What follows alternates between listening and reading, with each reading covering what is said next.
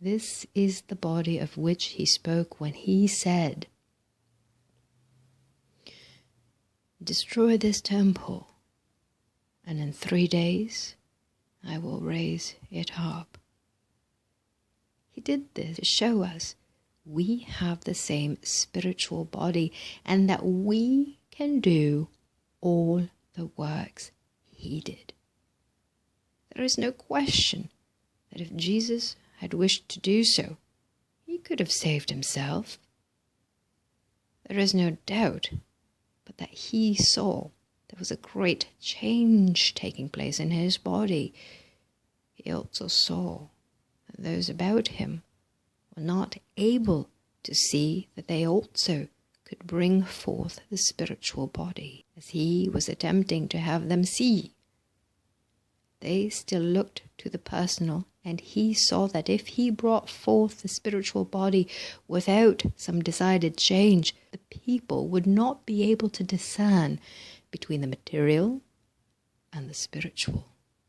So he adopted the way of the crucifixion to bring about the change. Truly, is not this the Christ in man, which the great Master, Jesus, whom we all love and reverence, came to show? Did he not unfold his life here on earth to show us the perfect way to God? Can we do other than love this perfect ideal way when we once see it? Whether it be planting seed, making bread, or doing the 1,000,001 things necessary to human existence, are not these acts mere lessons carrying us on to our unfoldment? Someday we are to realize that we are truly sons of God, not servants.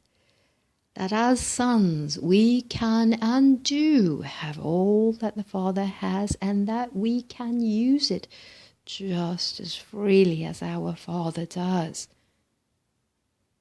I admit, this takes a mighty faith at first, one that usually must be taken step by step and must be practiced faithfully like music or mathematics until we come to the place of knowing.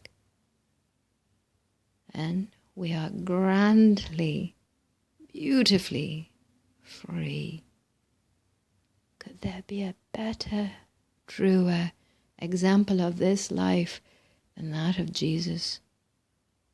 Can you now recognize the power that is in his name, Jesus, the Christ made manifest, or God manifesting through the flesh man? Jesus came to the place where he relied wholly upon his deep knowledge or understanding of God, and this is how he did his mighty works. He did not rely upon his own willpower or upon strong, concentrated thoughts. Neither must we rely upon our own willpower nor strong, concentrated thoughts, but upon the will of God. It is not my will, but thine, O God, be done. Will to do the will of God. Do you not think that Jesus willed in all things to do the will of God, or to do what God willed him to do? You will note that very often Jesus is referred to as going into a high mountain. Whether he physically ascended a high mountain or not, I do not know. This I do know, that we must all ascend to the heights, the very heights in consciousness, to receive our illumination.